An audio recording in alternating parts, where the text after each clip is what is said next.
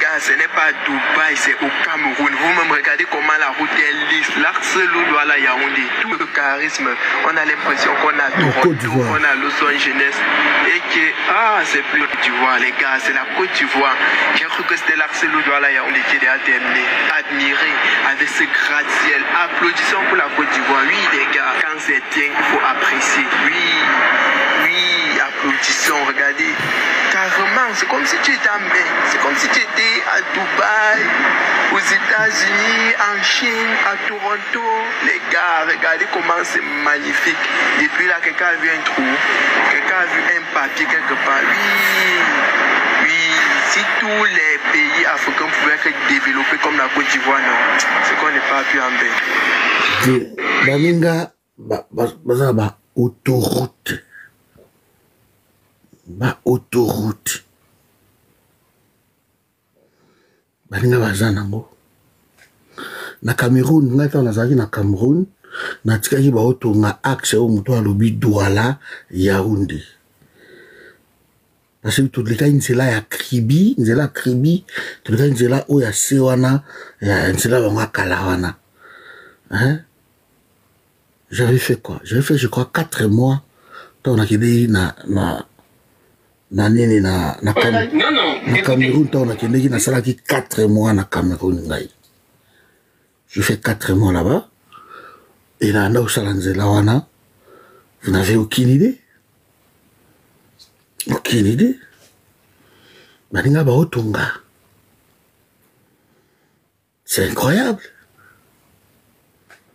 J'avais décidé même que non, si Dieu le veut, d'ici peut-être comment année oyo, na okita na Côte d'Ivoire, na ozonga encore na Éthiopie, na okende nani na Maroc pour na Coupe d'Afrique. Soke bamboka baninga ozolela.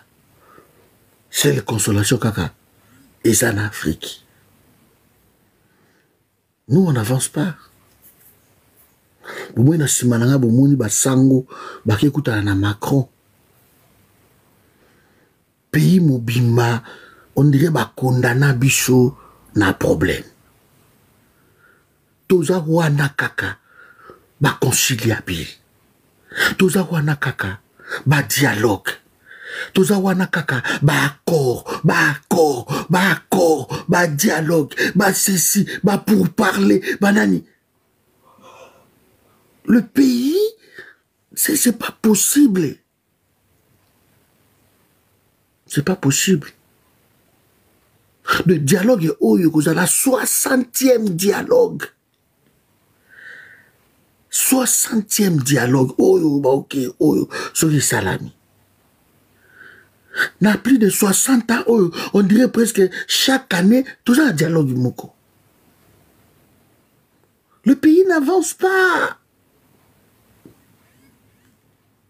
Le pays n'avance pas. Trop de dialogues, trop des accords, trop de conciliables, trop de ceci, trop de cela. Mbok ils ont avancé. Babiloko au moins na sima oyo. Ba pays mingi na Afrique basi batika yango. Ba pays mingi na Afrique batika babuzo ba oyo ke bokei bokutani na Macron, bokei bokutani na Kagame, bokei bokutani na boye. Les gens se posent même pas de questions. Qu'est-ce que ces dialogues nous rapportent? Nous devons comprendre que ce qui président Mokoye a travaillé bien, vous les chassez pas carrément. Vous les chassez. C'est lui qui viendra, va bien travailler, point barre. Mais beaucoup ça la que président Mokoye Boye, voilà pourquoi on a contre dialogue. Président Mokoye Boye a travaillé bien, au lieu de benganaye, bino boke bo dialoguer naye, à côté bino la gouvernement bo sali union nationale, mais pays est quand on pays statico. Combien de gouvernements d'union nationale ça y na Congo? Tout ça clair. Tout ça clair. Na Congo ndenge za wana boy. Ces hommes politiques là, baza awa na bango awa. Donc on a toza na nini na je crois dans ce bango kuzala luka bomo na bango. Nous sommes en guerre.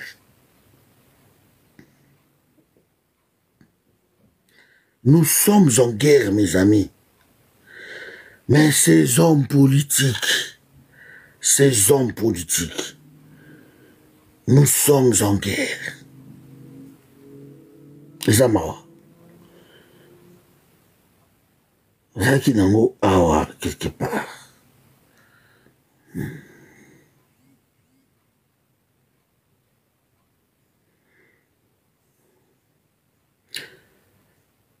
Botalaka bino moko.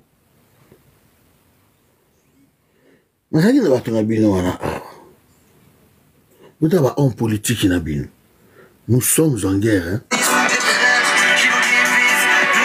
Regardez maintenant.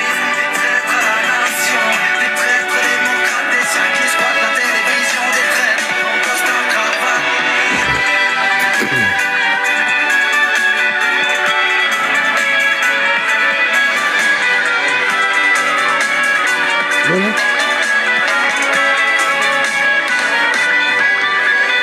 Ils nous ont mis le cancer dans l'assiette pour 2-3 billets glissés sous la serviette. Ils ont tué le futur de nos gosses. Ils sont aveugles à mythes sur le féroce. Tu nous manipules par de fois gesticules. Habilement nous fait des trucs de bulambule dans la monnaie des sages pour les peuples acculés. Pour cacher l'immense richesse accumulée. Quand même une poignée de personnes initiées. On nous a piégés à la tête enchaînée. Voilà batango bango. Bakameri, vidéo za la mire nanga. Beaucoup dans la cima, beaucoup dans bamboso, beaucoup dans bajiditi souminois, balati on dirait, tout ça la fête moko boye, on dirait, donc c'est incroyable. On dirait toi la fête moko boye bandeko nanga. On dirait le pays va bien. Ba costume, ba chaussures mystique, ba entouré bango kotoyo, ba kamere kotoyo, ba banano ba samalukonde banani dans l'insouciance totale, ba ville ekoya qui sangani peut tomber le lolobi sima lobi. Qui sangani troisième ville, il y a pays peut tomber le lo sima lobi. Ils sont là dans l'insouciance totale.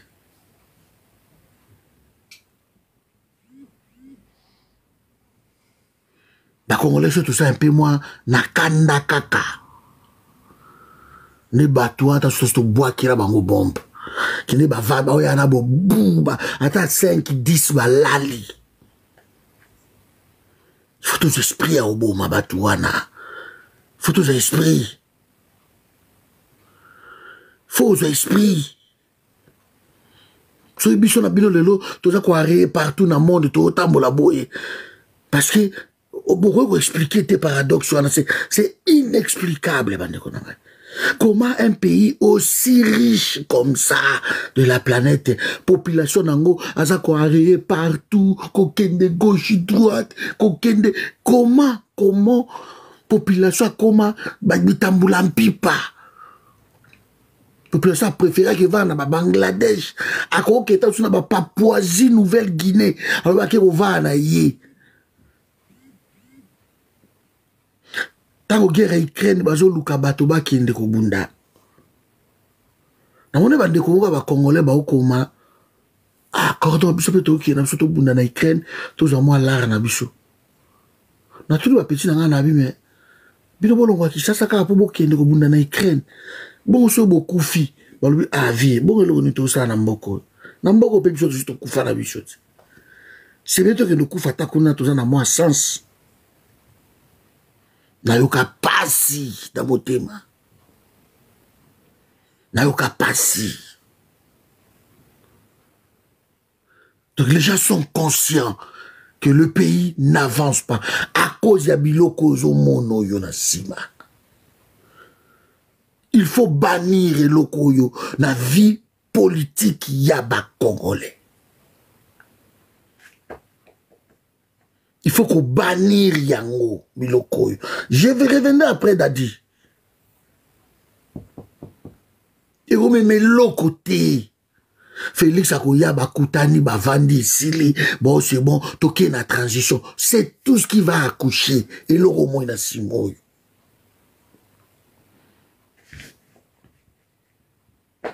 Nous devons apprendre que si le président ne travaille pas, vous le chassez. Nous devons apprendre ça. Donc, bon, un changement, mon exaté. Ma pays, surtout presque, et ça qu'on les cabisso, et ça qu'on les canamo bisso. Ces gens ici, le Félix, les caméras, les tout conso que vous avez vu là, ils payent de l'argent aux personnes, au bas les carreaux finga bisso, qu'on décourage bisso, bon le vélo côté, bon ça la boité, bon kinde boité. C'est incroyable.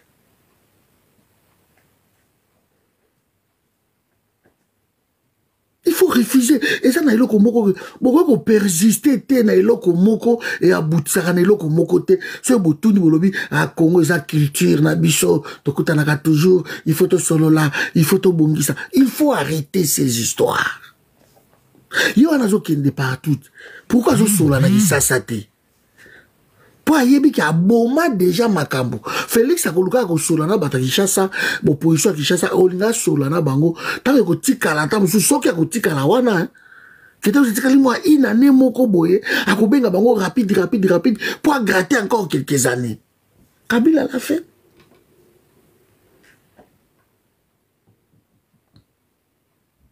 Kokene ba Qatar, kokene kuta na Macron, kokene kuta na ba Donald Trump, ba kondi a Congo. Bâti espoir na bango libanda.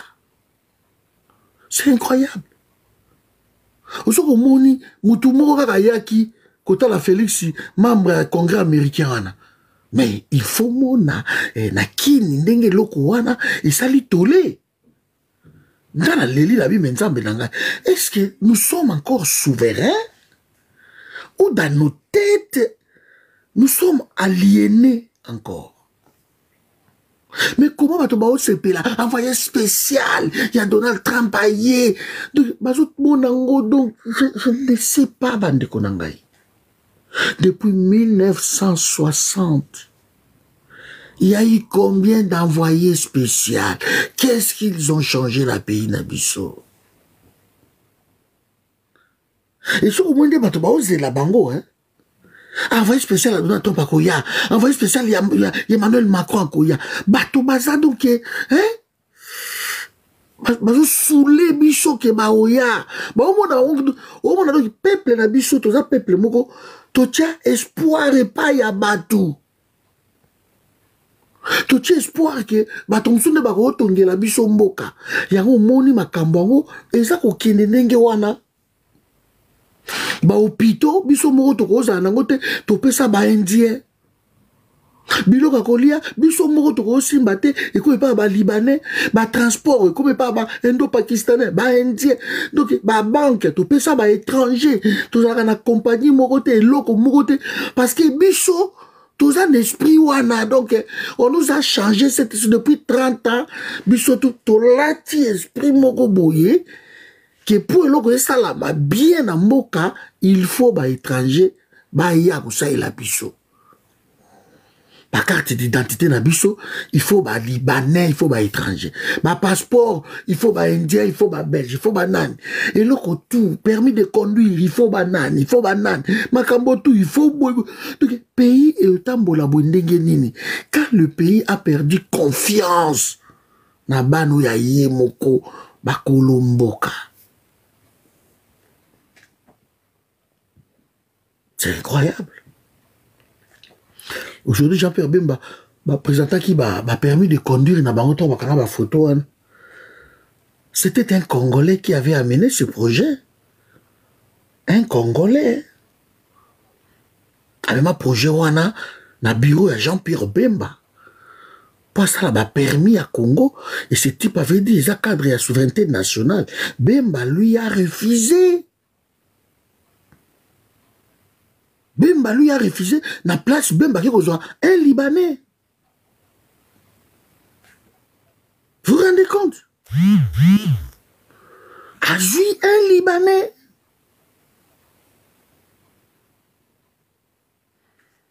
C'est triste. Biloko oyo na sima na biso oyo. E o meme loko te na Congo bandeko na ngai. E ko meme loko te biloko ozo mono. E ko meme na biso buzoba. Il est temps que bakonzi bozo diriger mboka. Mboka eza ya bino. Bino ko trahir mboka na bino te. On fait ça toujours plaisir na batalibanda. Macron oyo zo mono yo. Ndoki oyo zo mono yo. Eloko nini Macron akoyi ko sale la biso ba Congolais. Ndoki oyo bozo mono yo. Oya sale yango na Sénégal te. Oya sali yango na Mali te, na Niger te. Celui-ci, il est chassé partout, na Afrique. Congo, toujours fourré là-bas, ba tapis rouge. Même na niveau ya France, ba bengani, ba lingi écoute na France. Mouto boko mona ol. Na France, ba lingi Macron te, le mauvais dirigeant, Yohana, mauvais président, Yohana.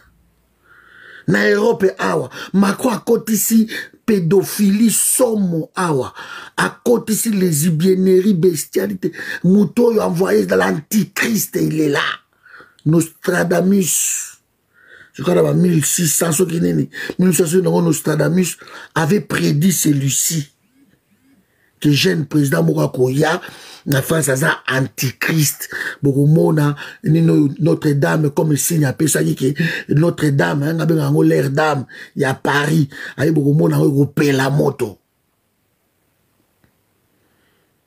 soko tangi biloko ba Nostradamus omona il avait déjà prédit ça ce type là omona ko diable en personne mutozo mono. Et aloba yango na ba ni na ye na ba discours na ye aloba yango Macron après disant que la bête arrive.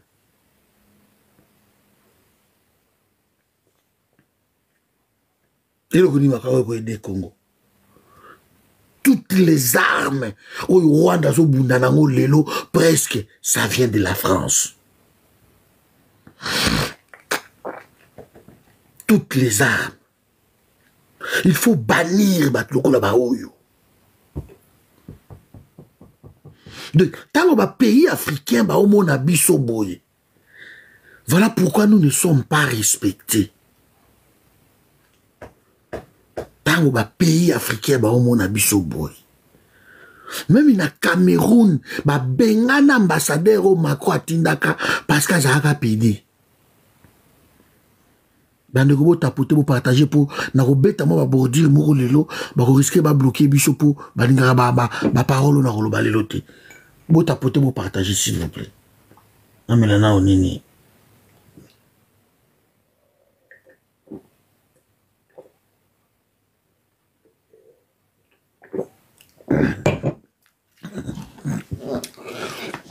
partagez live 48 personnes seulement partagez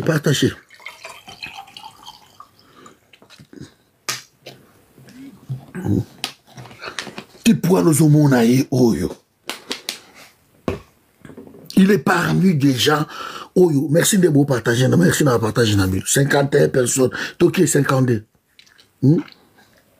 Ah, là, deux fois, ouais, merci. De Motao, ça l'apologie dans le monde. Yeyo. Il y a un président local là-bas, Poutine. Le président local là-bas, Donald Trump. Il faut qu'à Bazala. Xi Jinping. Il faut qu'à Bazala pour un équilibre et un monde. Donald Trump tanga koma kiwana mesure ya liboso ordonnance ya liboso a signé tango ta sa discours na ye alobi so ina sisa nazo signé yango alobi même na niveau ya armée américaine abi batuana des fois ba ozalate alongo lango oyo komona ndoki oyo bakutana kina ba Joe Biden ya omo bandaye ko travailler bien. akomema eloko moko bien te na Congo oyo nayebi te na mama na ye wana koko wana akoma miku akoko wana boye nayebi te soki ayokaki elengi nini je ne sais pas bon mokili mpe na makambo ebele nayebi te mais je sais pas Brigitte Macron je sais pas quoi je sais pas comment dire nayebi te mwasi abongaka azala mwa mosuni voilà mwasi mwa nzoto mwa mipende minene mwasi fo azala quand même parce que nga so oza mipende minene ça va mwasi il faut ezala replace moko mpe mbala kotala yo azolula yo quand même obeti mwa mini jipe boye otala obi oui c'est bon bao wana bamikuwa ya ndenge wana boye boye boloba nini po aza kaka mwasi mais ça ne va pas ah ouais ngai il faut ça matondo yokashi nalingako pourquoi à cause de ça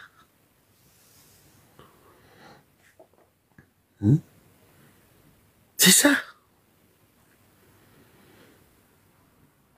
bandoki ba oyo ozomona oyo mibali ya mabe ba oyo bato mabe ils aiment pas le monde et l'Union européenne est dirigée par bato ozomona nsima na nga oyo partagez live s'il vous plaît bato ozomona nsima na nga oyo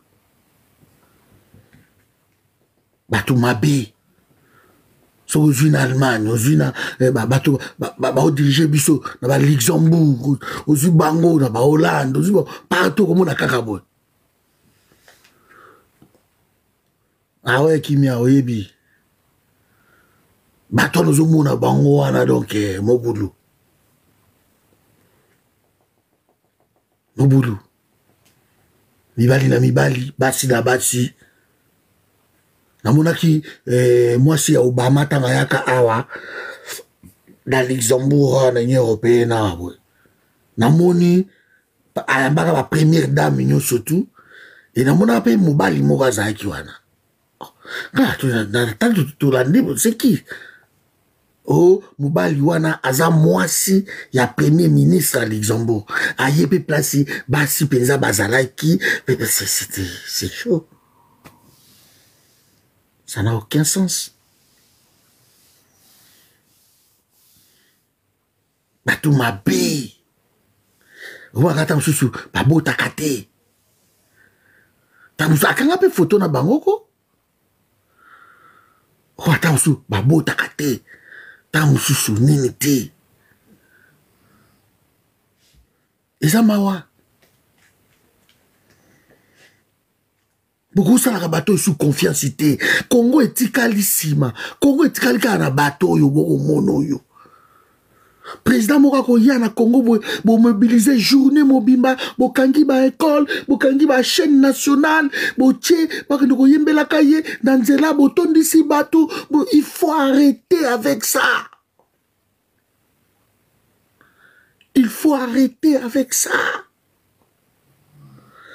Tango bino boyaka na ba France wa boye na ba Belgique Félix Okotambo na France oye wa putu yeso mona ba Belge ba si ba mobiliser ba tout que président mo congolais akoya ça n'a rien à foutre pas mobiliser ba tout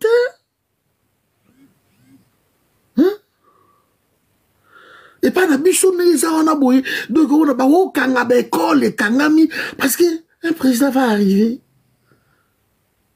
Un roi, akoya, on bloque tout.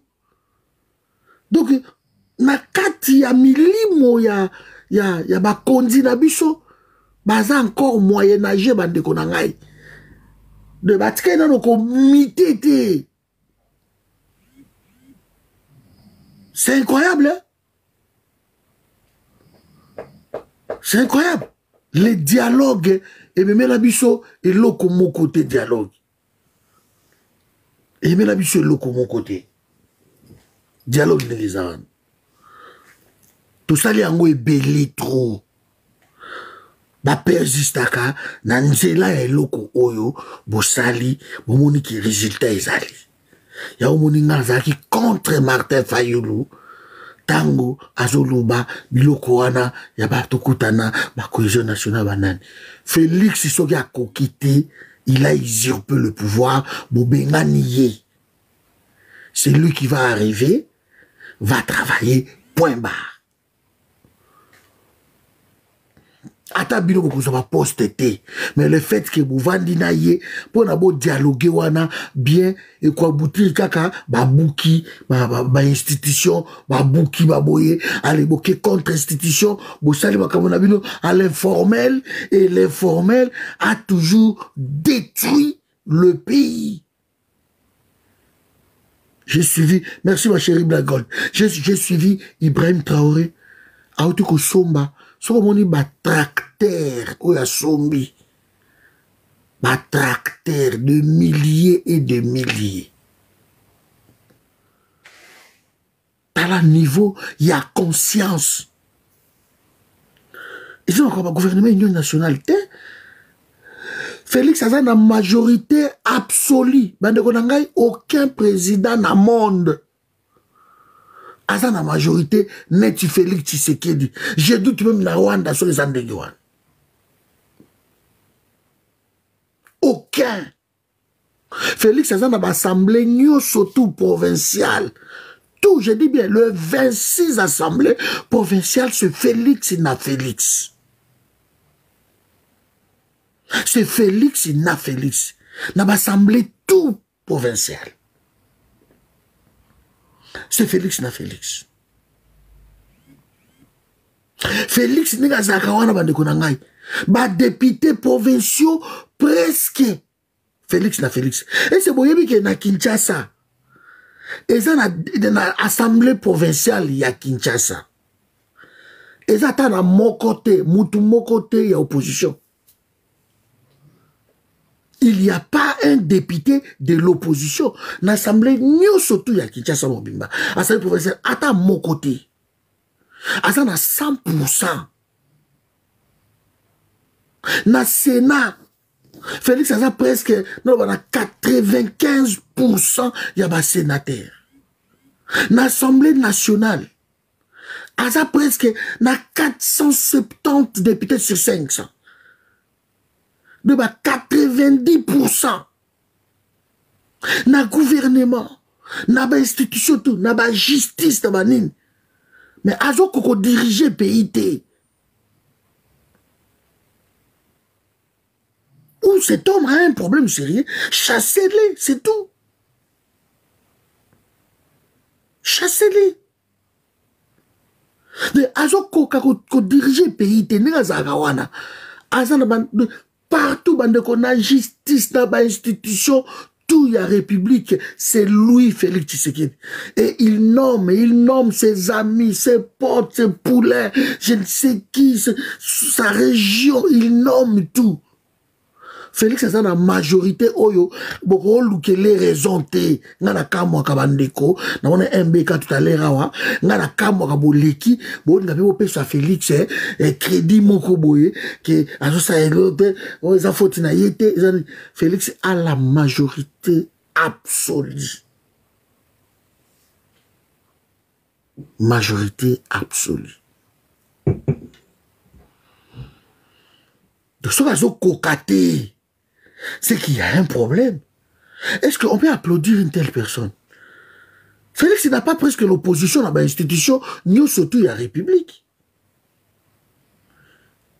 Il commande tout. Il a tout, il a tout. Tu as président et que tu as un niveau de majorité modèle. Mais c'est de l'aubaine pour des présidents. Parce que cet homme a tout.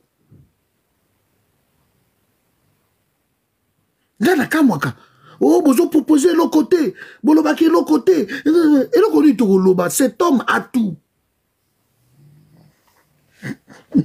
Tolobani.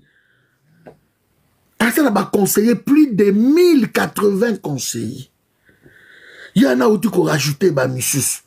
À nommer. Il a tout. Ma service secret. Il a tout. Balwala baba koto epesa ka balare koma ya ye. Mais comment le Congo tozo kokata kotonga ata autoroute mokoti. Comment tozo kotonga ata aéroport moderne te. Baocha oro aéroport ya Kolwezi et c'est aéroport international. Mais de qui c'est mokito? Aéroport wana ya Kolwezi wana c'est aéroport international. Oui, ça na place moko so mi baleka ya tapis et koti. Wana aéroport international. Vous recevez combien de passagers par jour? C'est incroyable. Est-ce que ma vie est quoi na aéroport ya Kolwezi? Est-ce que ma vie est quoi yaka? Bon, il s'en va nous soki ma vie est quoi yaka na aéroport ya Kolwezi. Pour un aéroport international. Bon, attends, il y a Goma. Moi, je ne sais pas. Vous avez la côte Sardinière. Kolwezi, c'est un aéroport international. Il y a un oh, aéroport à Kisangani. On a dit aéroport international de Baoka Kisangani. De besoin de jouer dans un mot. Comment aéroport à Kisangani et quoi ça l'aéroport international? Beaucoup de monde à Kenya Airways écoute kunate. Ata Ethiopian, beaucoup de monde à Ngote. Beaucoup de monde à Teko Air France, beaucoup à Ekiti. Oh ni Ekiti. Bah aéroport international. Et que ça va misala au Kabila Bandaka, bah on va y aussi ça on a finition, bazo vo va quoi.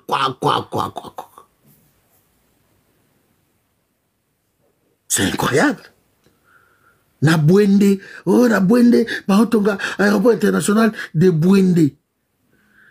C'est pas possible. On a un problème de la vision. Vision, ça est un problème sérieux. Mais nous, c'est un aéroport international. Hein? Mais Kinshasa coûte l'aéroport dans un Njili, wana. Aéroport Njili, vous voyez que c'est un aéroport international. Njili, wana. Hein? Dans l'aéroport, il y a Addis Abeba. Mais na Ebisibino, malgré l'aéroport, wana, Abiba Otonga Mususu, dans 5 ans et aussi là. Ethiopia komiti koleka biso ba oyo likamba ko kamo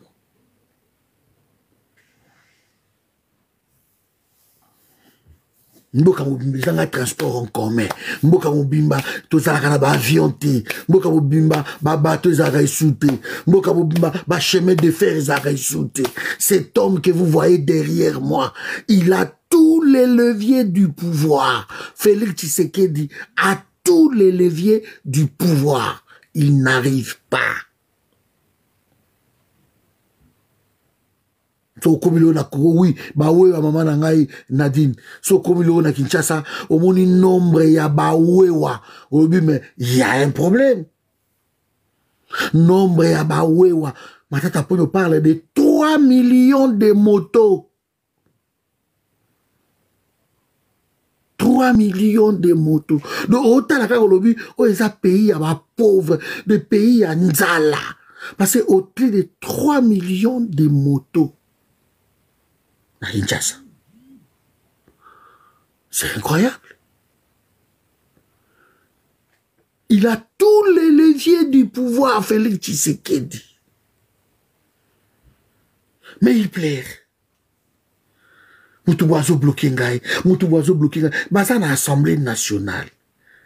Aza na majorité absolue. Bako modifier loi. Basa la kelo côté bandeko na ngai. Ba député bakena bazuka ka mbongo, ba beti masolo na bango et sili ba bimi. Cet homme Félix signe des contrats à l'international sans assemblée, sans tel Sénat, sans état lié. Soka keko tout en akune zo simbate alobi to siko foto zoba ba congolais to ya to ba congolais to yo kana to vanda to solola to mais non Mais yo. Mais non.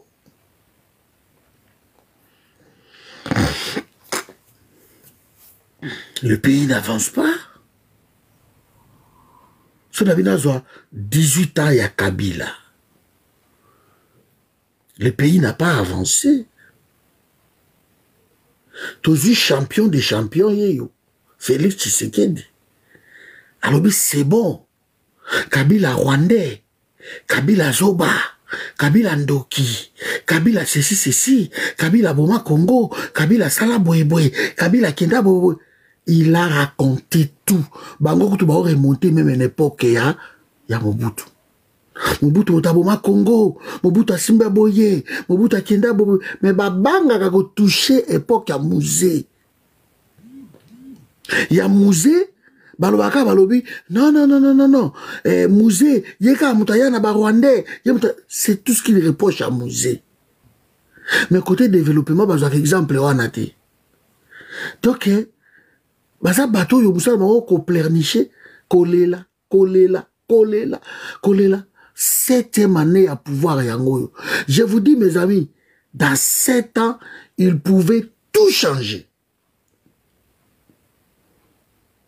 Que personne vienne me dire ici que dans 7 ans a changer tout le kuta. Ouais, ça ma langage ya ba incompétent. Dans 7 ans il pouvait tout changer. Dans 7 ans, il pouvait réunir les Congos dans la voie routière partout. Dans 7 ans, il pouvait réunir les Congo dans la voie de chemin de fer partout. Dans 7 ans, il pouvait réunir les Congo dans la voie fluviale partout. Dans 7 ans.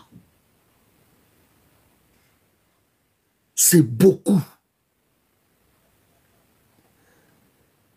Tu veux tous en avoir autoroute. Dans 7 ans. Dans 7 ans, il y a qu'à curer ma ville, nous surtout ya Congo. Et qui m'a tio là. Dans 7 ans. C'est beaucoup. Ce qui a défini ça qui, ma priorité tango yé. Tango yaki, ce qui a eu priorité dans le développement du Congo, ils pouvaient tout faire. Mais qu'est-ce qu'ils n'ont pas fait comme maquette dans 7 ans? Quelle maquette automonité dans 7 ans? 7 ans, c'est beaucoup. Brice Oligui à Gabon, a changé Gabon dans 2 ans seulement. A changé le visage à Gabon. Et aucun président a cause ça la tout. C'est impossible. À cause ça, on attend naïo un parti. Ce que s'il est acquis, l'autre vient, il continue. Kabila ça la tout est. Nous sommes d'accord. Kabila tikela yé compagnie à transport. Transco avec 500 bis. Kabila tikela yé compagnie à une esprit de vie. Avec 750 bis. Voilà, on a très bien. Kabila a tikela yé ba immeuble intelligent wana. Kabila lui a laissé à sa banzela ba loange ba nini, je ne vais pas revenir là-dessus. Naza on a dit ça. Kabila lui a laissé Transkin avec, je crois, 250 bis de Kinshasa ezala qui bien. N'importe quoi Kabila, moi très on est bandai ko tambola quand même. Et bandai ko sala matete eke kingasani ezongi masina aéroport et bandai ko kinde matadi et bandai ko kinde. N'importe quoi Kabila. Kabila lui a laissé au moins ma compagnie. Kabila lui a laissé au moins même compagnie aérienne avec 4 avions. Kabila lui a laissé quand même des choses. Kabila a commencé des barrages à Kakobola, des barrages à Katende, des barrages, Kabila tikele, des barrages, surtout des fois, Zongo, Bananango, n'a pas 20% de travaux. Il lui restait quoi pour terminer tout ça? Chantier à Baloufou, c'était Kabila assis yango, non? Aéroport, oh, y a Kolwezi, c'était Richard Mouyej, Manguez immense. C'était qui? C'est Kabila. Aéroport, il y a Bamboka. C'était Jean Bamani, ça quand il était gouverneur de l'époque canadienne. Il y a Kabila.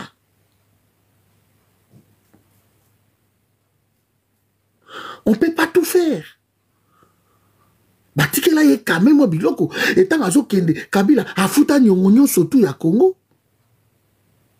Et atikela ye plus d'1 milliard et quelques na caisse à l'État. Il lui a laissé quand même des choses. Il lui a laissé l'armée, il lui a laissé la police, il lui a laissé les institutions, il lui a laissé quand même la constitution. Il lui a laissé quelques babiloko ok ba base ok oko ya otelemi nango le but avancé. Alors si Kabila n'a pas bien travaillé, quand vous arrivez, il faut corriger Kabila. Parce que c'était les comas, mes amis. Il fallait corriger Kabila. Mais par contre, quand vous arrivez, vous commencez à détruire même Eloko yo Kabila Salate. Il lui a laissé l'armée, mon frère. Armée nyo surtout ya mon ndeko nangai JLM ezalaka infiltré. Bosa na contre-espionnage te. Sur Moussa ni boye ça na pouvoir. Kabila ne lui a pas laissé l'armée. Mais il a pris 7 ans. Pourquoi ne pas changer armée wana? Il lui a pris 7 ans. 7 ans, bande konangai. Vous nous parlez des infiltrés? Ngana yebi bango. Bon bino. Kabila tikela ye code minier. Merci maman. C'était à 3% à l'époque à Kabila. Sur le budget. Kabila m'a dit ça code minier à 10%. Il vous a laissé quand même, moi, à qui, beaucoup de solide, et Boubandi nango quand même. Atikela moi, base, beaucoup boye. Certes, à quoi ça l'a tout, il ne peut pas tout faire, oui, parce que naïf Sabino, Kabila Zali na combat moko farouche contre les Congolais, contre l'IDPS. Kabila avait des combats moko farouche. Personne, batomi bakon, bando croire na yete. Tangazo makamba ya nindo ya Rwanda yo makamba guerre makamba. Personne, on les traitait toujours kazana bango. C'était toujours ça. Et la cerise sur les gâteaux, Kabila lui a laissé le pays entier. 145 territoires. Mais boli bozo babiso. Boli babiso non tozo ki pays na libulu monko ya kosakanate. So libulu ango boyebi saka biso te. Babiloko nazo tanga bokuta yango. Lelo toza na compagnie ata avion mon côté. Bobomi tout. Compagnie à transport ata moko ezate. Bobomi nyoso tout. Qu'est-ce que vous voulez, bande konangai? Maintenant, il vous faut combien de temps? Kolela. Mabe zaka epa ya bato mususu. Mabe kaka bango baba ndoki, bango baba nani. Et du coup, cerise sur le gâteau, on va encore revenir na biloko yoto ozo mono yo. La société va dire que ça me passeport. Bobomi ango kabo. La société va permis de conduire. Bobomi ango. Bibo sa makambe bande pa nabino. Ça peut pas marcher comme ça. Ça peut pas marcher comme ça. Ichi chinko kolanga ata. Ba mongo baloba ango. Tant que biso to ndo kola bana na biso miki to bela telema olia soso telema olia boyebi mwana so azo bandongoluma ando tambola so ando ko telema muke makolezo lenga mo muke bozo yemba telema olia soso telema esa ko encourager mwana tambola wala telemi bia telemi bobe telema boko mo ba bombo mo banini et ça yike bana mwana ozo encouragement zo kende to bandaki moi kotelema tonema kotelema tonema kolia soso tonema ko bouger muke mais boye bobo minyo surtout comment beaucoup ko accepter que même na niveau bukanga lonzo wana boye bobo bukanga lonzo et botekeli ba canadien ba comme koteka ka bangi est-ce que boza conscient vous êtes conscient Zando, bobomi na bino Zando. Bosali yango pe ya bien, et sili, et c'est bon, sili. Na yoki ke bateki kalembelembe, bateki marché à kalembelembe. Ce côté là, yoki bateki yango pe lissus. Apparemment. C'est pas possible. Mais des officiers, les aïe nase à Maïkouna, côté ambassade de la Suisse nationale, bateki yango tout. Ils vendent tout. Joao, ce qui m'a passé à RDC, hein, Joao. En tout cas, on a travaillé, Tende Félix a travaillé.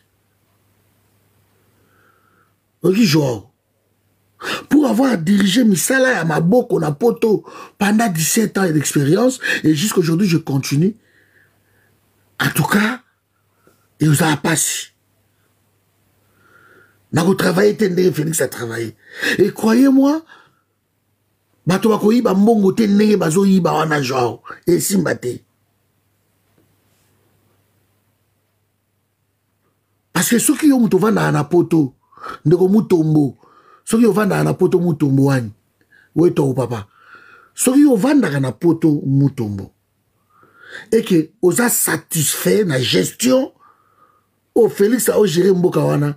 C'est que nous avons un problème sérieux. C'est que tu t'appelles vraiment Mutombo à ça. Parce que ceux qui vont dans la poteau, je dis bien, ceux qui vont dans la poteau, et que vous avez satisfait la gestion à Félix Tshisekedi, c'est pas étonnant que tu t'appelles Mutombo. Mutombo, même la gestion à ma poubelle, dans la ville à Kinshasa, beaucoup cocaté, Mutombo. Même gestion à ville à Kinshasa. Ma poubelle, il y a ville à Kinshasa. Beaucoup de Mutombo. Ville, il y a Kinshasa. Dans le niveau, il y a salité. Mutombo, chose à Namboka, il y a yébité. Chose à na États-Unis, chose à na Canada, chose à Wapi. Mutombo, Bima, Libana, yanda kuna yo, sikone na oloba. Talaka environnement na yo. Soko yébité environnement, koute bo makabato. Mutombo wani. Kokombo la même Kinshasa Mutombo. Dans 7 ans, Félix a okokate, papa d'Angaï. Et on dit côté là, on dit que non, so ma pêche sur Kinshasa, yo bongi ça dit Félix, so ma pêche au Congo. Mais au moins on nettoyer au moins Kinshasa, ça demande 15 millions seulement Mutombo. 15 millions pour la ça là incinérateur. Pour la ça la déchetterie, c'est 180 000 $ déchetterie moko. Tous on a 4 districts dans la ville à Kinshasa. Pour la ça la 4 districts, chaque ville district nango déchetterie nango, ça coûte combien Mutombo? Bon bien on a la périphérique, boutiango, na ba riflar, boutiango, na ba nine, c'est incroyable.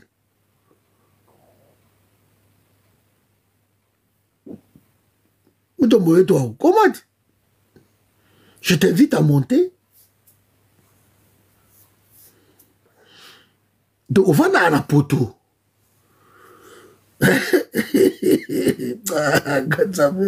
Oui, bah, tu vas côté la Félix, on va dans la poteau de Konagaï. Donc, pour Nabino, Kinshasa rose à nango poubelle. Kinshasa fait tambour à nango poubelle. Hein? Congo, il fait ça la salité.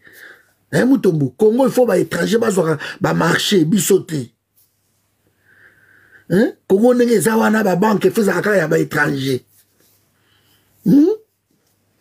Ba société, il fait ça ba étranger, Mutombo. C'est ça, gestion ya mwana mboka. Tout ça, la chambre de commerce, c'était Mutombo et toi. Voilà, gestion mwana mboka, papa nangai. Oza fier, nango. Tout ça, la chambre de métier, ils ont. Chambre de métier, école de métier, ils ont Mutombo.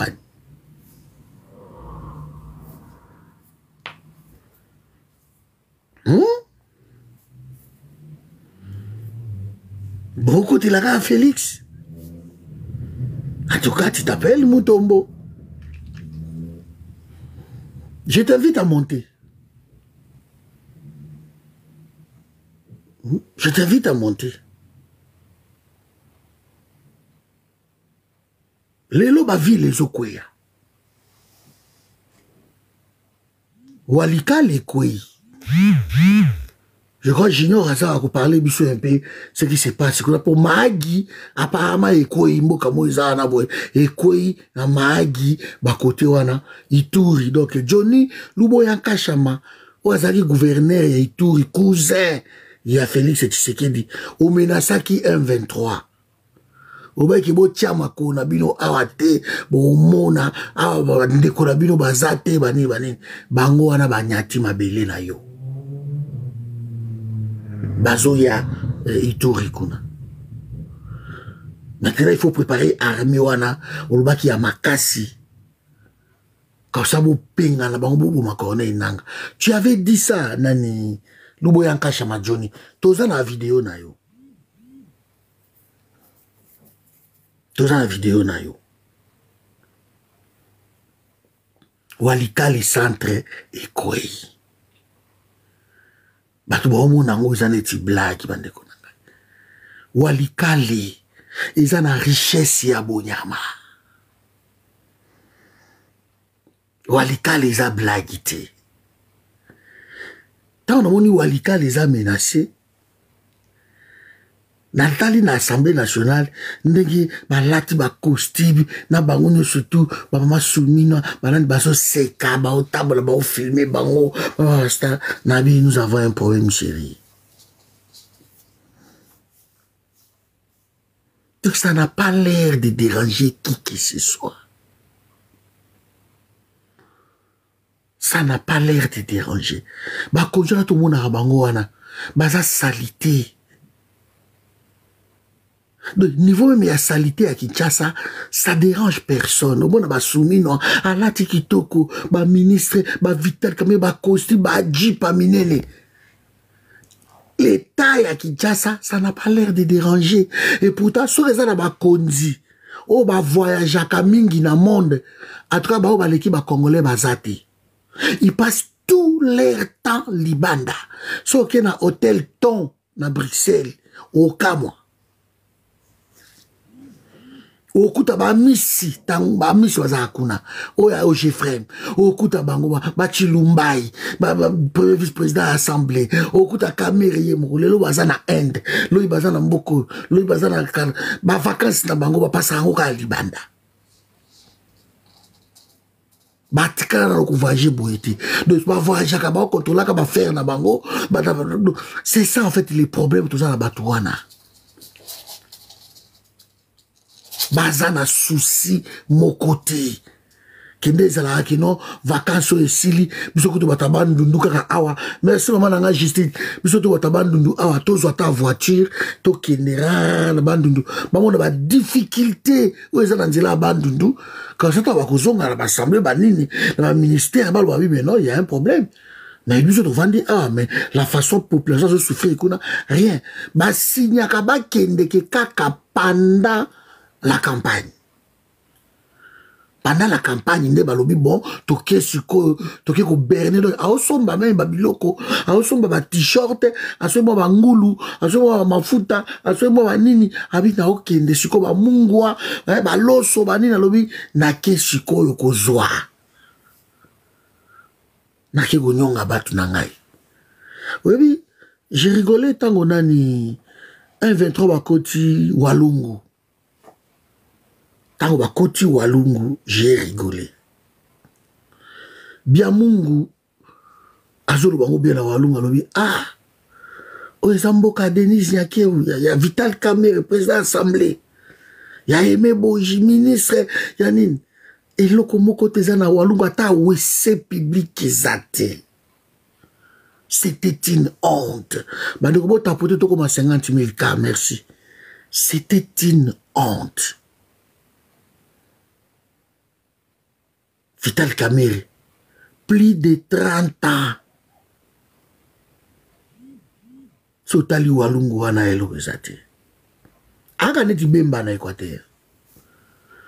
Aimé Boji, plus de 10 ans, ministre à budget. Baninga basala kata soki bino ko bimisa te na maboko, mais bo diligenté ba programme ya kawana boy, boy longoli mwa muke eke na mboka na bino. Baninga basala kandenge wana. Ba projet soki yeboye matata poni so mo le kindu ezaboye. Ce n'est pas que matata poni ayiba ka yeko tongaka na kindu, non. Il construisait oui na makambo na ye na bambongo na ye na biloko na bango mususu. Mais c'est là qu'il que soki programme moko yeboye matata poni profiter na programme wana atindi moi 10% ya programme wana ekende ko sala na kindu. Et ça programme national.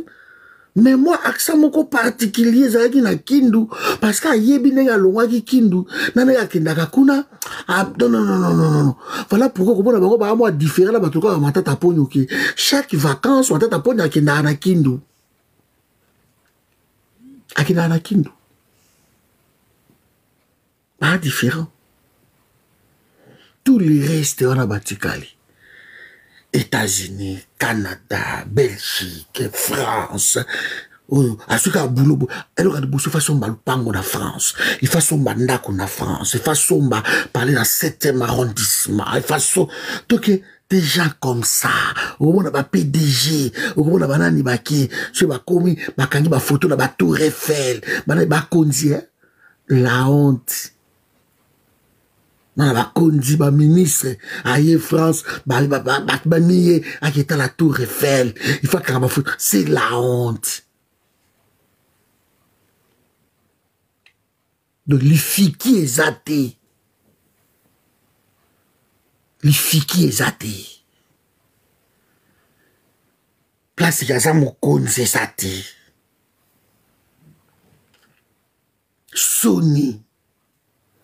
Kotambola na ba chancelier libanda kokutana na ba otokuta na ba député otokuta na ba ministre otokena kotala ba parlementaire moko ba réunion mais c'est un pays de malades kana mon pays on faut to longola français parce que français eza ko embrouiller biso na ndenge ya mukete il faut to longola ka français na vie na biso c'est pas possible. Ce qui est français na monokwawa, il y a un problème. Donc, réunion, oh, kende ki boy, mission parlementaire, mission ceci. Ah, tsambe. Yako ba Burkina Faso oyo, ba Mali, ba Gabon oyo, ba Bénin, bango biloko nezakate, ils vivent comment ba ndekonanga? Ba expérience on peut bazo libanda ba yaka eloko moko. Donc tout le monde a réunion. C'est incroyable.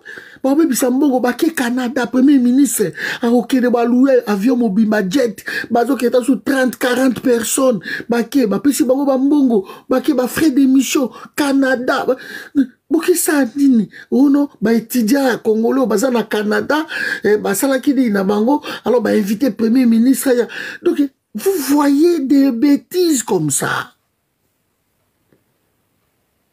des bêtises. Il suffit l'être moko kaka boye et il attend juste kiti kaka na nini na bureau assemblée nationale batali kaka keno on organise une réunion ou moi colloque moko boye moi conférence moko boye na Belgique et tout ça tout balé ba récupérer lettre wana ba côté en ordre de mission ba que là et obima wa donc des conférences moko na Belgique ba yé et l'autre côté ba COP, ba conférence internationale, ba réunion et l'autre côté. Et le pire dans tout ça, c'est qu'il continue. Quel est le bilan à Vital Kamerhe, à Houthi Israël, à Kesoki Maroc, à Lekisoki Nini? Tant bilan à Rizani. Bilan à Rizani. Pendant les vacances parlementaires, et c'est Vital Kamerhe qui a osé en Bokanité. Et ça qui est à quoi mon côté à la République. C'est qu'au Congo, que les ministres, le président de la République, pendant les vacances, ils ont fait au Liban. Ils ont fait les vacances au Liban. Mais non, les pays ont respecté les vacances, c'est ça qui est à Bango. Beaucoup de vacances, beaucoup quoi mon kobo bon toke Mwanda. Ngana kamande bon négligera ba ville ko ba Mwanda, ba banana wana. Et ça, ma ville, moko, côtière de beaucoup comme ça, ma bijou, ma ville, le kola, wana. Et sur les vacances, beaucoup na binokona. Ma ville, le kola, Uvira. Uvira, na lac Tanganyika, wana. Ma ville, le kola, Kalemi. Hein? Et ça, ma ville, ok, beaucoup comme ça, ma bijou, beaucoup na vacances, t'as mis au dans ma maille. Ma zongo, dans ce côté Centrafrique, en face. Ma ville, le kola, wana. Beaucoup de action sur ma ville, wana. Et oui, bon, nous allons, on va aller te fêter, on va ici, on fêter la biso, na ma ville, na biso, wana. C'est incroyable. Qui s'engage, sur la rive droite, Koto, je crois, et ça a bien, mais sur la rive gauche, au moins, on dirait village, moko boy. Na qui s'engage. Pour mon Gisango. Ba ville lokola ba Mobeka, ba Mankanja, ba ville à bien yango wana, et ça va boire ba mai, ba Yumbi, Chumbiri, ba Bolobo, Ngombe, Lukolela, ba ville lokola ba Kwamutu bande konangai. Mais Kwamutu c'est magnifique. Rivière Kassa, Ezobiba, fleuve Zaïre, Ezoleka. Ma ville, le là-bas, quoi, monte. Ou comme ça, mon bijou, c'est à 2 heures de Kinshasa. Comment vous avez 100 boules comme ça? Mbongo tout koyiba. Kola sambongo libanda, koyiba. Kola sambongo libanda, koyiba. Mais c'est pas possible.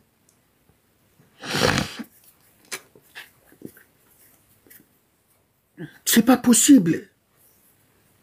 On ne peut pas continuer à faire confiance à ces gens-là.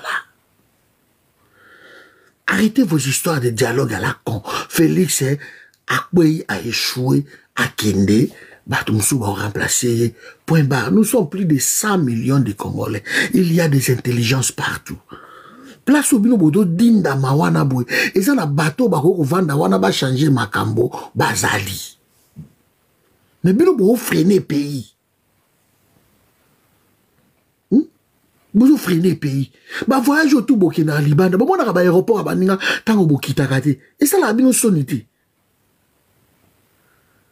Et ça la bino sonité. Bon qui dans l'aéroport à Baninga, au qui dans l'aéroport à Dubaï wana boy, au tali l'aéroport à Dubaï boy. On lui ah mais tout ça wa piawa. Et ça la bino sonité. Vous êtes même. Ça ne vous fait pas vraiment... Naïbité sur Boka sonité. Pourquoi Boka Boka qui a un aéroport à Baninga. Vous avez quand même des Baninga à construire. Vous avez un autoroute à Baninga. J'ai un grand frère qui est parti en Algérie. Grand frère propre, maman, papa, moko. Qui est en Algérie. Il travaille quelque part à Napoto. Et dans Moussa Naïe, il voyage beaucoup. Mais mon grand frère pleure tout le temps. Il pleure tout le temps. À travers quelque part, place moi, il y a moi bien beau. Et avoir tellement. N'a pas belé dans le monde. Un jour, à comme en Algérie, il y a un aéroport en Algérie. Tant abîmé, on a Léli. ando filmer banzela banini ozoka azolo batanga o filmer et ça les passe dans motema baso akiti ba délégation ba juillet ba kotier na ka ba otambusa ye mais asa moi mkodimo mais et ça les passe à filmer grand frère dans rapport mon papa moko azolé là mais c'est pas possible Seigneur. Mais elle connaît l'Algérie l'équipe biso comment tu causes un abdo au sentir azo filmer lenga ba place parce que il y a un opposant dans filmer lenga ba place au filmer à comment filmer on ba saut de mouton désolé ka ba échanger azo bona ba autoroute Algérie on ba nzela grand frère azo là mais ba zapeka ba africain comme biso mais qu'est-ce qui se passe à Kenya Éthiopie azo filmer au sentir que hein, Moutaza y était quoi? Qu'est-ce que tu veux? C'est ton pays. C'est ton pays, tu dois l'aimer. Mais c'est un truc de ouf. Mais bazo dinda makaka, bazo lukakutu, ba changer constitution pour ba vandara wana. Il faut qu'elle va changer constitution pour ba vanda, non pour ba développer pays, mais pour ba continuer ko boma pays wana. Pour pas continuer qu'au bon pays wana. Ils ne veulent pas rester pour développer les pays. Parce que s'il faut pour développer les pays, biso moronde peuple to non non non non non non, bo kendete bo vanda wana pour développer les biso mboka. Mais non, c'est pas leur problème quoi. Leur souci va goûter déjà lengi wana à pouvoir et lengi à tapis rouge, ils veulent rester non pour développer les pays, mais rester pour le pouvoir, pour le plaisir. Il y a un protocole, wana, donc ils veulent ça.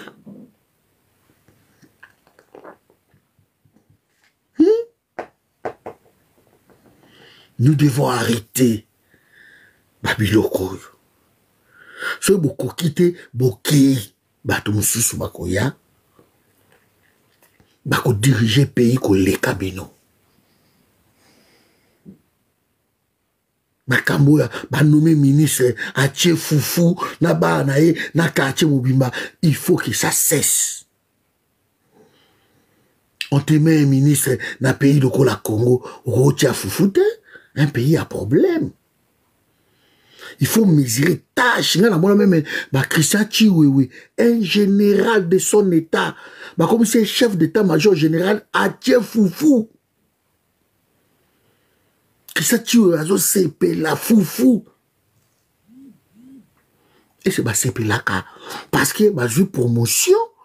Ou c'est là parce que et comme peut enfin et comme il joue na biso et comme il tourne surtout après ko yiba ya biso quel est leur bilan na mona lisanga bonganga ba nommé ministre et pas Acha Foufou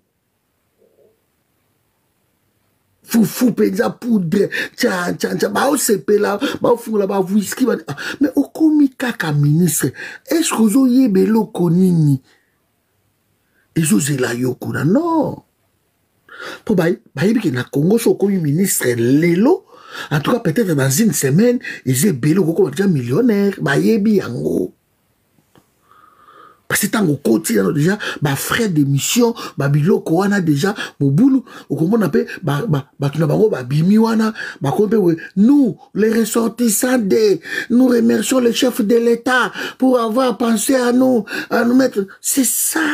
Les Congo, des déclarations bidons. Quel est l'apport de tous ces ministres? Tozoa Kibango, 1800 ministres.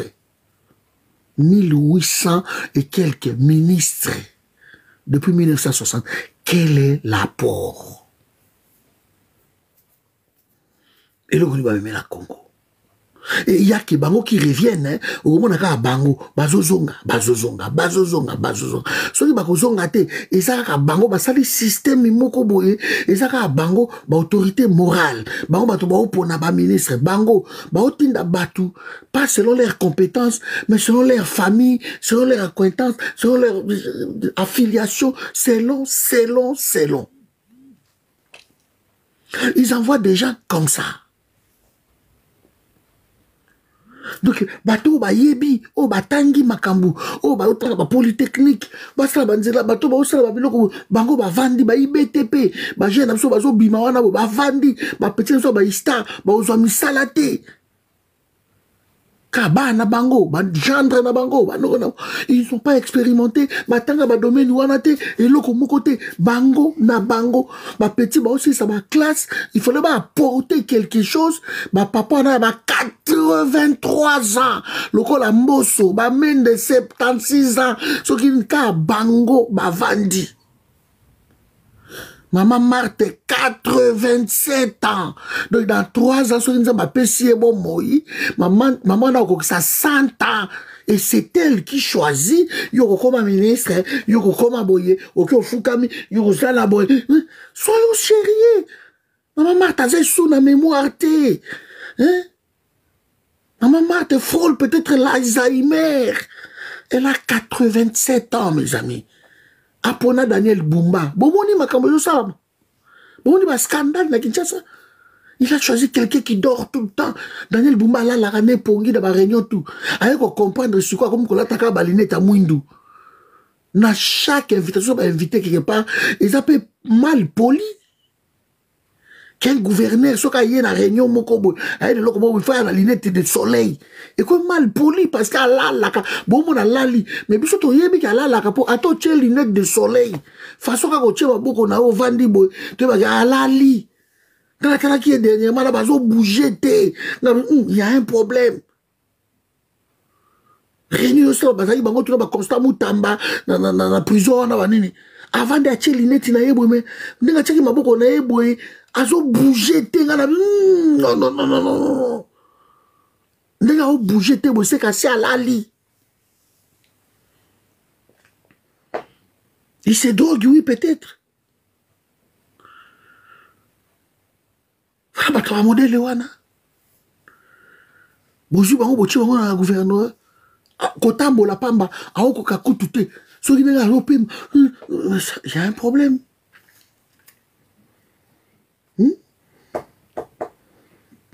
Bandeko, le pays n'avance pas, comme preuve. Kone Inanga est à train d'avancer. Na Kinshasa, bazo célébrer ba sanction. Si vous trouvez baton ba normal. Ba Zakari baba basoué bana. Si vous trouvez que ba normal. Kone Inanga avance. Bango na Kinshasa, bao célébrer ba sanction. Bao font la champagne ba sanction. Bao sa ba live ba sanction. Bao sauter ba sanction. Kone Nanga avance. Nanga poser question mon collègue. Quelle est la place de l'opposition non armée na histoire on désolé quoi? L'opposition non armée. Quel est les rapports? Quel est les rapports? Je dis, on en a besoin de yo. Oui, qu'est-ce qui se passe à côté à Maïki Kuna? Tout ça qui n'a eu pas à Maïki tout à l'heure. Quel est l'apport? Yabatouana. Parce que Makambuzo Lika, au Luanda, au Qatar, au Nini, Félix Pachor, gay, alors Sola, la binote Badaïsa, ça, c'est pas son problème. Peut-être Macron couper sa ordre parce que, dans tout temps, à contre à Macron, alors il faut pas soutenir Yango. Je ne sais pas. Mais quel est l'apport?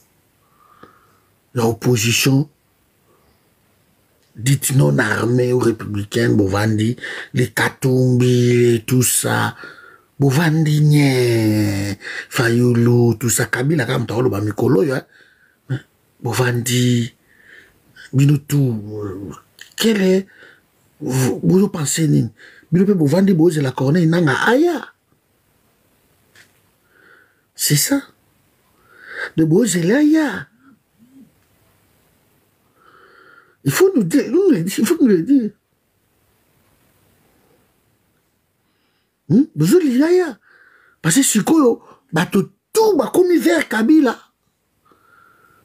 Pouvoir est sous libino. Et comme ça, on va attaquer Kabila. Kabila. Kabila. Kabila.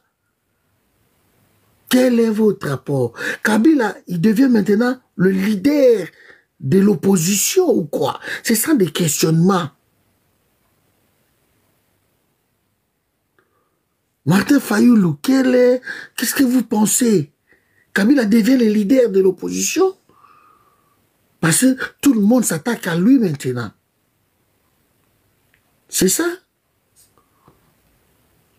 Ah ben c'est clair, mon ami Héritage. La nature a horreur du vide. La nature a horreur du vide. Quelle est votre position? Parce que Etienne Tshisekedi, dans son temps, aloba ki ango clair que non, yazana ye na noyo konenani Laurent Désiré Kabila. Il avait dit ça. Est-ce que vous avez peur d'affronter Félix Tshisekedi? Vous avez peur de la prison?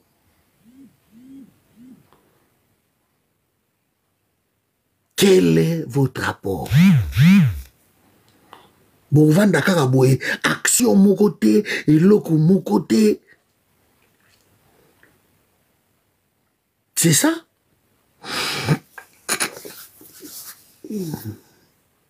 Là, maintenant, bande konano. L'apport de l'opposition et anini.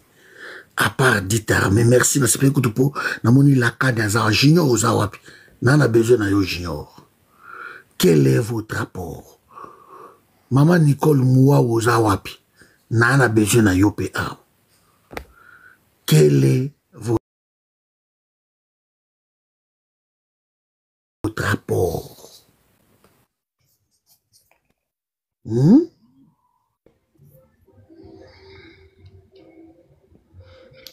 Parce que là, on ne comprend plus rien, quoi. Il se passe des choses. Il se passe des choses. Déjà, quel est votre rapport? Citoyen, citoyen, monte un peu ici, citoyen. Quel est le rapport? La Moujibel aussi, ça, parce que c'est belé, tu vas voir ça, moko malembe. Citoyen aux awapi. Tu vas voir ça, moko malembe, jide la zawapi. Tout le rapport, il y a bande qu'on a biso, voilà, citoyen, il est là. Tout le monde a bino na bande qu'on soubouza na moi patience, tout ça, ya. La canne. Merci, nous awana. Avant de côté la question du jour, Nengana Zono Junior doit nous dire un peu qu'est-ce qui se passe exactement. La vidéo, tout le monde va crier awa. Le 1-23 à côté Nani, je vais mettre cette vidéo. Mes amis, partagez. Partagez. Commandant n'a pas besoin. Fataki. Fataki tombé.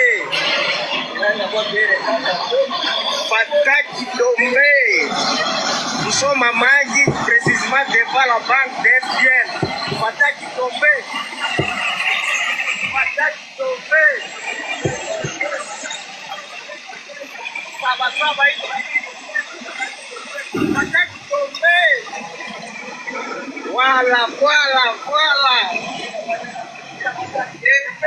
Il a quoi guerre pour Fataki. Junior, on a eu qui a Fata qui tombait, nous sommes à Mahagi, la barrière. Junior, qu'est-ce qui se passe là-bas? Vous permettre de se parce que Junior a émis tellement Kouéwana, il a travaillé là-bas à plusieurs reprises, il le maîtrise parfaitement Kouéwana.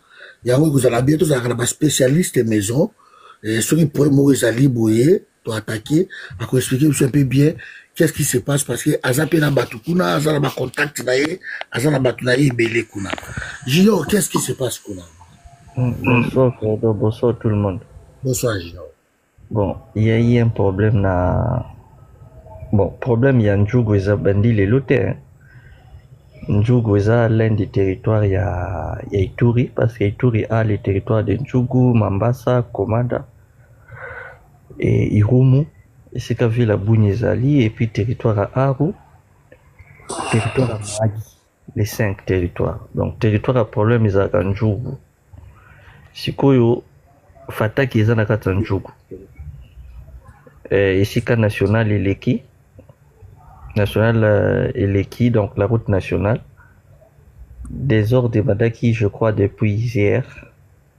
Il s'est pourri que, militaire, il y a eu un problème, Kodeko, rebelle à Kodeko, Atakaki, Nengeka, Salara, des ordres à Bango. Maintenant, aujourd'hui, comme UPDF, Azana Ituri, UPDF, Amekaki, Kozoba position, où ils en Mahagi, parce que UPDF, armée ougandaise, a tiré position, Makasi na Mahagi, na ipte so, bomona ba vidéo, moroler, Kotaka, na Mahagi, bazaye pour la frontière, barrière, la frontière, bazo Kota, s'installer na Mahagi, Pembe aéroport na Mahagi, donc à quelques kilomètres, il y a centre-ville, Pembe aéroport à Mahagi. Bon, il y a ville, tout le centre-ville, parce que Mahagi, on peut dans un village moderne. Maintenant, les lotams bayoki kena fataki, il y a eu des problèmes. C'est à, je crois, une centaine de kilomètres à Mahagi.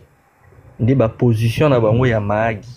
Et kitaki mbangu na fataki pour na okende ko beta ba Kodeko wana, parce que notre armée c'est quasi absente. Nde omoni mouvement wana oyo joana zoloba wana ke Mahagi tombe, omoni armée ougandaise ezo kende mbangu ti ezo zonga na kati ya Ndjougou, parce que Fataki eza entre Bunya eza le rôle la référence, Fataki eza na katikati entre Bunya na Mahagi. Fataki c'est à 80 km ya Mahagi et quoi ça ya Bunya, 80 km à Bunya, donc c'est à quelques heures. Normalement mituka normal bien qu'Enzeleza ma bébé on a 2 heures, 2 heures, 3 heures. Donc, rebelle à Kodeko va vendre ça des ordres, armée ougandaise et qui est comme bombarder Bango.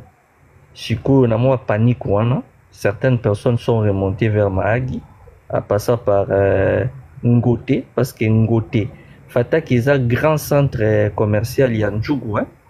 Ndjougou a quelques grands centres commerciaux.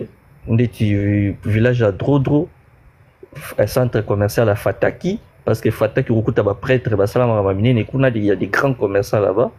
Et puis il y a Ngote, qui est à la sortie de Ndjougou pour Kota Mahagi.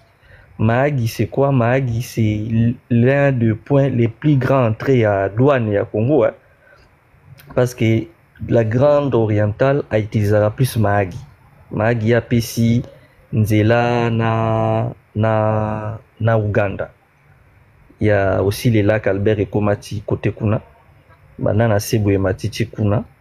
Et puis Mahagi et Azarapi na moi pétrole na hein. Azara richesse donc ba exploiter même pas pétrole na jusqu'à aujourd'hui. Mahagi Azawana donc des ordres de Salami. Siko batu bazé ko banga pourquoi les gens avaient peur, parce que semaine passée na Bunya moi ba marambeleka na moi trop na Ituri. Il y a certains communiqués où il y a Thomas Lubanga, non, Kodeko peut s'allier na bango. Et certains leaders à Kodeko qui ko démentir parce que na Bunya na Ituri il y a Kodeko, il y a Zaire, il y a Chinya Kidima, il y a ba rébellion ezebele na Ituri, ezebele ba groupe autodéfense, ezebele. Siko ba groupe mususu ba Thomas Lubanga ba ndeko ba kotipa na bango.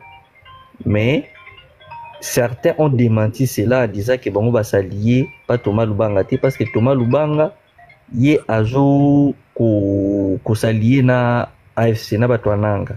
Y azo le même langage na Batwananga. Donc kokota pas Thomas Lubanga eza lokola okomi pananga. Nde yango moni bato ebele baboyaki yango ba démentir yango, mais malheureusement Kodeko bandi lisusu. Kodeko bandi lisusu pour certains certaines personnes membres de la société civile c'est une provocation ce qui a armé na biso et ce qui a banani ba provoquer ki bango nde ba kodeko ba bimaki malheureusement bango so ba bimi ba sala mabe on ba kata kabatu baza très dangereux ko le quand même ba M23 et puis bango ba bomaka ko le quand même ba M23 wana c'est le rapport à la chose et puis bango ba yebaka bazala na système moko so wale pendant des heures de ba bimaka na route nationale babandi des zones na route nationale po bakati yango donc maagi atikali kuna bunya na ba ville mosusu batikali boy alors que maagi certaines personnes de B qui utilisent aussi maagi pour na kokota pour maagi aza na nzela mo malamu et puis maagi aza centre munene ya entrée ya douane parmi ba point où ekotaka mbongo ebele na Congo na DGDA ya maagi mais malheureusement ça a très négligé et puis Maagi a un grand problème parce que na Maagi la monnaie qui circule c'est les shillings ougandais, c'est pas le franc. Au cours se retrouver na franc congolais na Maagi et au souffrir hein. Et puis banco azarawana a utilisé presque pas franc. Il y a Robank, il y a FBN, bah utilisera presque pas franc. Donc bazar moins difficulté à moi utiliser shilling les a raté. Bah, utilisera plus le dollar. Donc, le problème, on a des autres là que ils sont instables parce que l'armée ougandaise est dessus sur notre armée. Ils ont comme un problème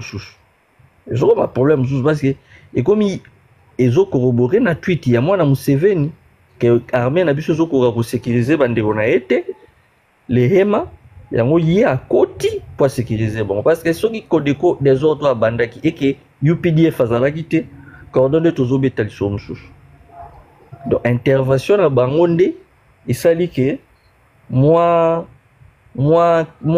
kimia wana moi bombardement wana ndi pandi ba kodeko mais le problème est que jusque là notre armée ne communique pas parce que Naituri c'est l'un de quoi où l'armée est très active dans la communication parce que kuna armée na radio na ville à Bunia l'armée a une radio gérée par le porte-parole il y a gouverneur directement il y a armée kuna penza ba communiquera facilement mais tisiko aussi la radio donc où ils ont les kuna bon maramsu mo etolo bango exact parce que certaines personnes commencent à accuser certaines bateaux kuna donc rapidement pour chuter. Donc, rapidement pour chuter. Ils ont combien de kilomètres na Ituri, na Bunia? Je crois 250 km si je ne me trompe pas. Hein.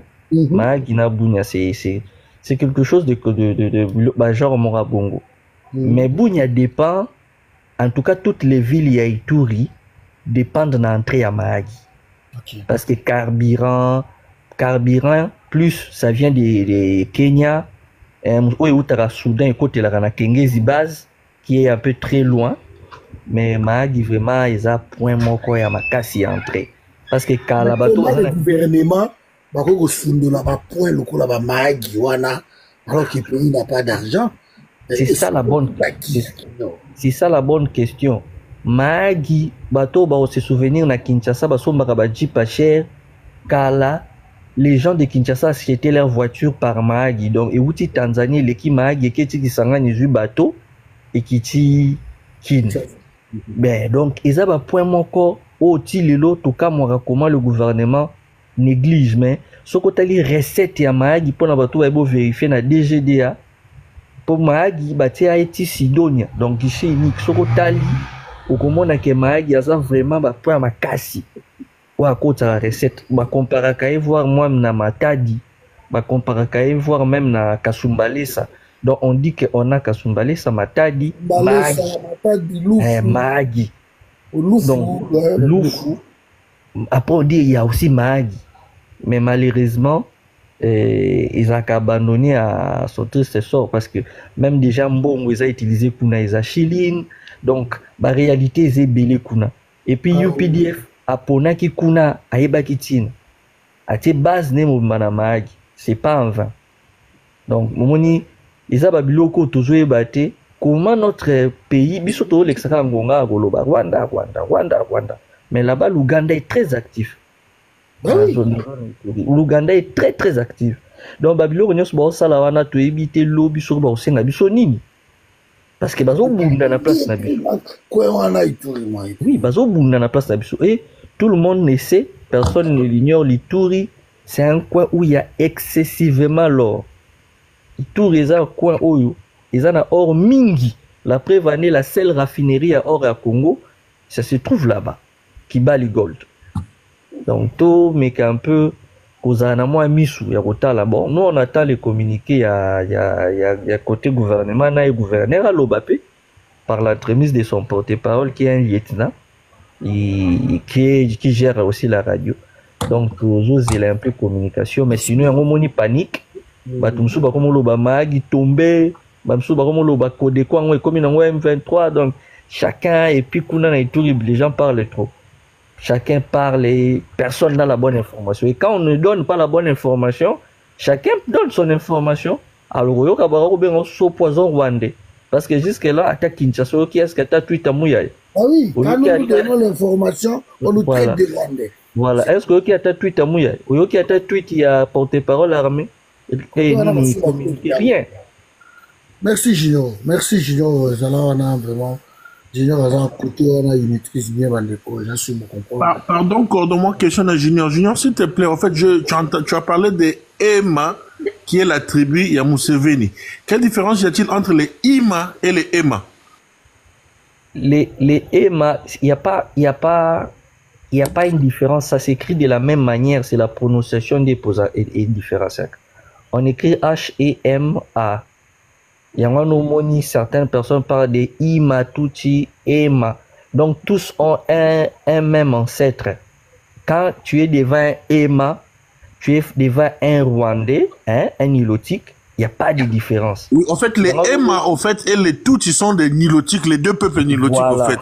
Voilà. Parce que ce mariage à un Ema, moi j'étais marié à une femme qui est 50% Ema. Ils ont la même culture que le Rwandais. Il y a un homonyme. Voilà. Il y a un homonyme. En général.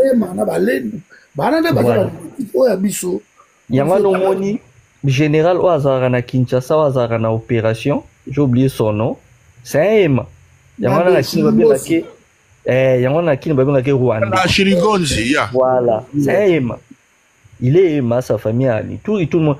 Mais les Akin, comme on le voit dans la morphologie, on l'appelle Rwandais.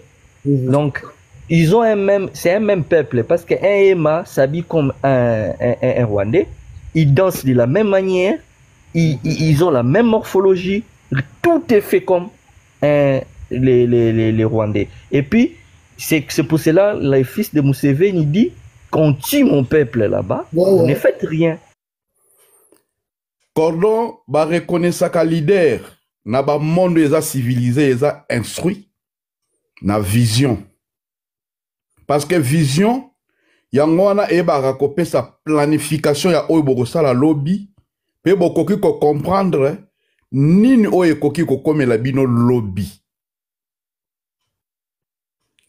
Cordon tozali lelo yo na de opposition armée ndenge actualité nyonso ekomi lelo na opposition armée oyo ndeko nanga na bandeko mosusu bazwi manduki po kokwisa Chilombo, mais n'oublions pas yopo bosanité même yopé oza mutia opposition non armée parce que aussi malo munduki te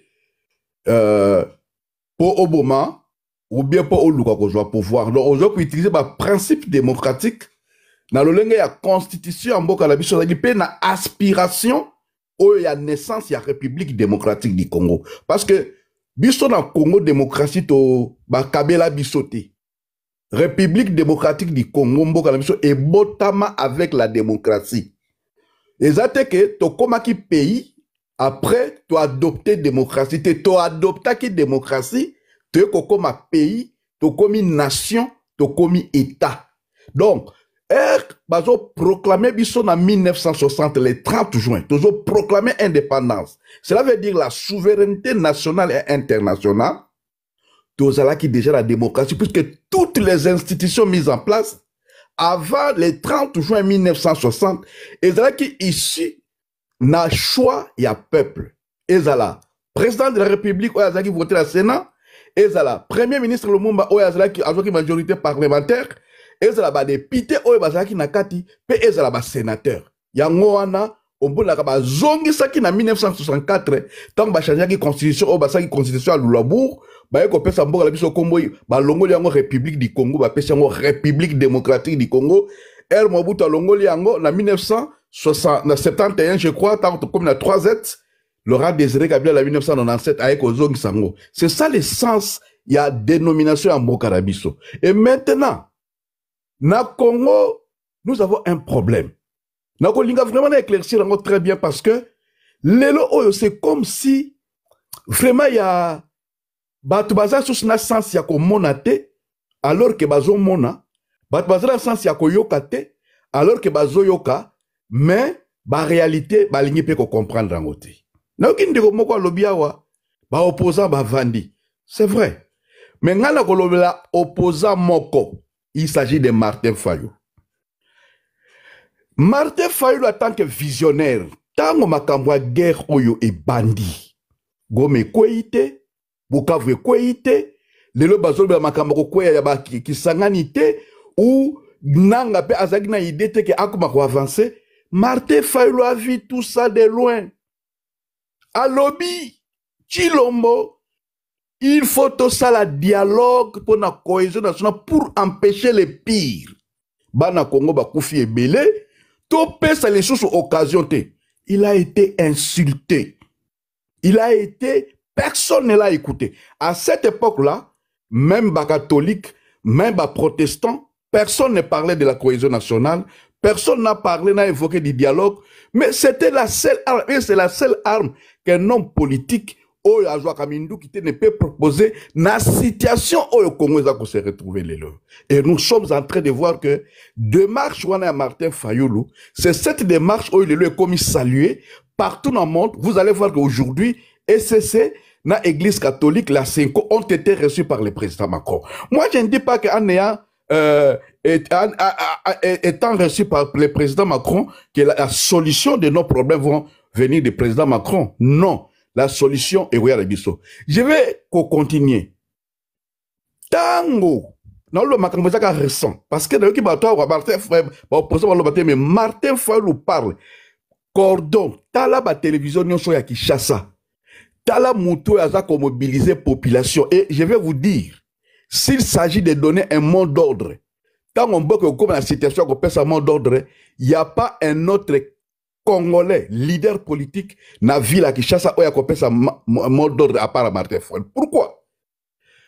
Tu as Martin Fayou, le bateau bazola dans la Kinshasa, bazoyoka, chaque jour, donc, de lundi à dimanche, batambola kana balabala, bazo kene na ba quartier, baza côté ya population, attitude, c'est ça le rôle d'un homme politique. C'est ça le rôle d'un parti politique. Parti politique, c'est ça qu'on a charabiate. Parti politique, c'est ça qu'on a racontaka, peut-être ça mais parti politique, c'est pour éduquer la population. Éducation civique, c'est une arme plus puissante que la bombe atomique par rapport à la situation des États-Unis.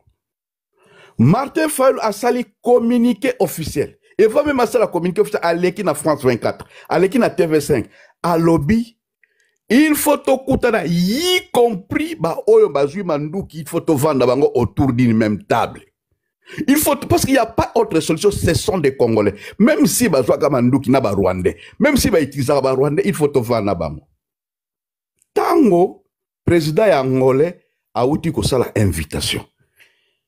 Mais Martin Fayou est monté au créneau, a félicité, a encouragé le président angolais, dans le lengazu initiative, il y a Koutissa, M23 AFCC, n'a pouvoir, il y a Félix Tshisekedi Po, c'est un début de solution. Il n'y a pas de semaine, hein, à Outigoloba. Na minute to solanga na yo, kota na France, na TV5, na pokwa ya lelo. Prince Epengé, au nom de Martin Fassadi, il y a la Mouka. A où tout ça la déclaration, où il y a ça qu'on dénonce, rencontre, où Félix Tshisekedi a Salina Kagame, et ça qu'on profite dans le Congo, et ça rencontre pour la torpiller, où Martin Fassadi benga processus de Kinshasa. Donc, dire que opposant il ne faut pas regrouper tous les opposants. C'est tous les jours que Martin Fayulu parle, c'est tous les jours que Martin Fayulu s'exprime, que ce soit dans ma tweet, que ce soit dans ma journaux. Mais le seul problème, c'est quoi? Les peuples congolais ne s'informent pas et ne se forment pas. Informer et se former. C'est ça le problème. C'est cette situation tout ça dans le Nyangwan.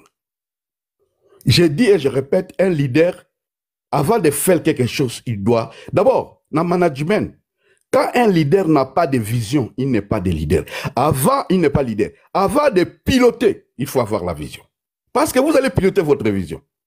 Si vous n'avez pas de vision, vous n'allez pas piloter. Et la vision de Martin Fayulu, c'est une vision lointaine, qui a vu, plus que tout le monde, plus que même le Dieu le Tout-Puissant. Je peux dire, excusez-moi, c'est entre guillemets, pour vous faire comprendre qu'il n'y a personne d'autre qui a vu ça. C'était lui. Et si aujourd'hui les protestants et les catholiques sont en train de sillonner le monde, où ils sont acceptés, personne ne les conteste. C'est l'idée de qui? Qui a dit ça?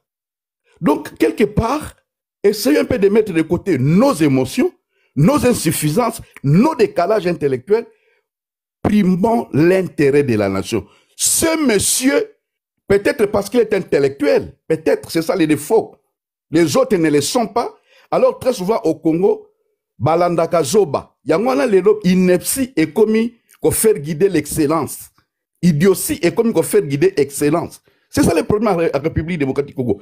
Donc, vous allez voir que ce que vous dites, vous le dites, je ne vous flatte pas, mon frère. Vous le dites en tant que quelqu'un qui est avisé.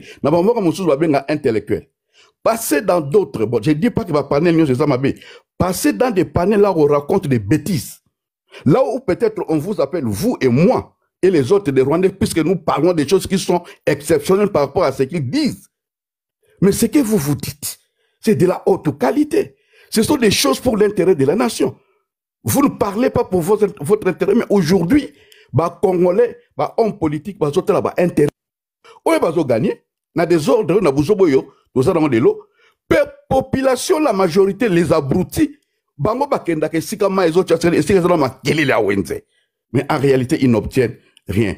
Donc, l'opposition parle et l'opposition agit, mais elle ne peut pas agir de la même façon que les pouvoirs, que ceux qui ont eu les armes. Si on parle plus de Nanga et de Tshisekedi, parce que il s'agit de la guerre. La guerre a pris place par rapport à la démocratie.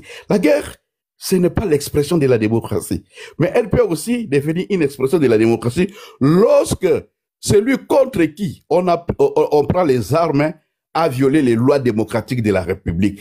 C'est là où les Nanga ont raison aujourd'hui de marcher sur Kinshasa avec les armes. En tout cas, soyez rassurés que Martin Fayulu parle, même s'il y a certaines oreilles qui n'écoutent pas, parce qu'ils ne veulent pas écouter, qui n'entendent pas, parce qu'ils n'ont pas envie d'entendre, mais beaucoup de Congolais se préparent par rapport à ce que Martin Fayulu leur dit. C'est ça être leader. C'est tout ce que j'ai à dire à l'instant. Oui, à l'instant. Est-ce que Joseph Kabila a joué leadership ou il y a opposition, on a dit non armée?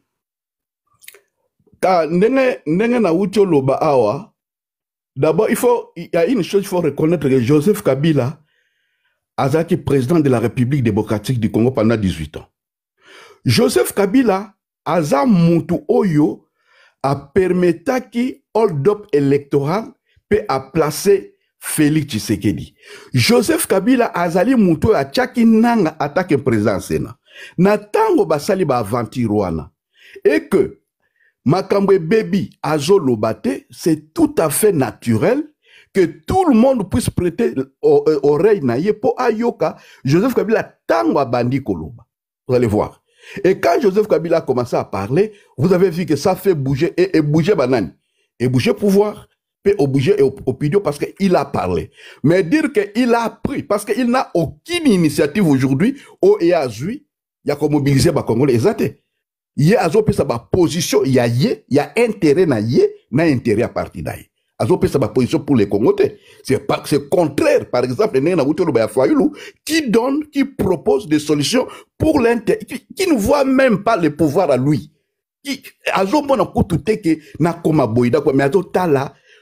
Est-ce que vraiment, franchement, entre nous, disons solo, Soki Bayoka qui Martin Fayulu, il y aurait eu 3000 morts à Goma.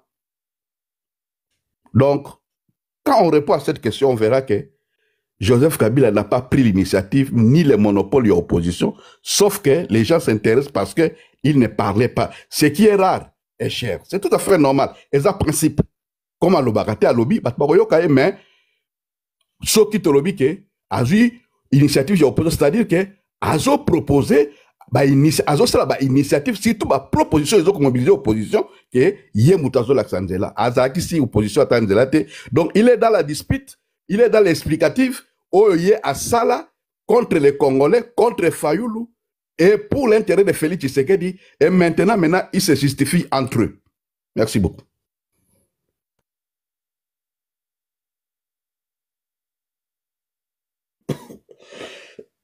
Le héritage, Motenayo, place il y a opposition à Bisso, na isa wap héritage. Est-ce que, tout classé dans le wapi? Est-ce que, et puis, est-ce que Joseph Kabila, c'est la même question que j'ai posée, à récupérer le leadership, il est né qu'on a qu'un lobby. Bonsoir Cordon, bonsoir à tout le monde.